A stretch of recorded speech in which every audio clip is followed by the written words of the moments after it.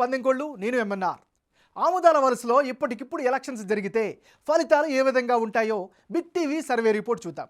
YCP తరపున గనక Tammineni Sitaram, TDP తరపున కూన రవికుమార్ ఎన్నికల బరిలో గనక దిగితే ఎవరికి విజయావకాశాలు ఉన్నాయి?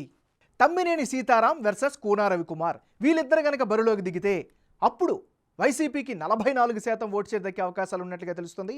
తెలుగుదేశం పార్టీకి 49% ఓటు షేర్ దక్కే ఛాన్సెస్ ఉన్నట్లుగా సర్వే రిపోర్ట్ తెలియజేస్తుంది. ఇక ఇతరులకు 7% ఓట్లు దక్కే ఛాన్సెస్ ఉన్నాయి.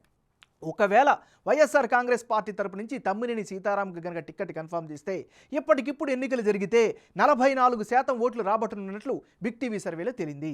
అదే సమయంలో టీడీపీ అభ్యర్థి కూన రవికుమార్ 49% ఓటు షేర్ సాధిస్తారని సర్వేలో జనం తమ అభిప్రాయాలను తెలియజేశారు. అంటే ఆముదాల వలసలో ఈసారి గెలిచే ఛాన్స్ టీడీపీకే ఎక్కువగా ఉన్నట్లుగా ఈ కాంబినేషన్లో బిగ్ టీవీ సర్వేలో తేలింది.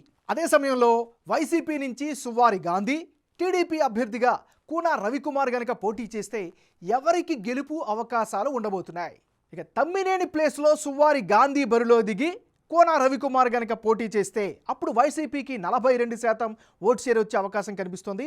తెలుగుదేశం పార్టీ మరింత పుంజుకొని 51% ఓట్లు దక్కించుకునే అవకాశాలు కనిపిస్తున్నాయి. ఇతరులకు 7% వస్తాయని సర్వేలో తెలుస్తుంది. అంటే వైసీపీ నుంచి సువ్వారి గాంధీ బరిలో గనక దిగితే వైసీపీకి 42% ఓట్లు దక్కనున్నట్లు సర్వేలో తేలుతుంది. అంటే తమ్మినేని సీతారాం అభ్యర్థిత్వంతో పోలిస్తే 2% ఓట్లు తగ్గే ఛాన్సెస్ ఉన్నాయి.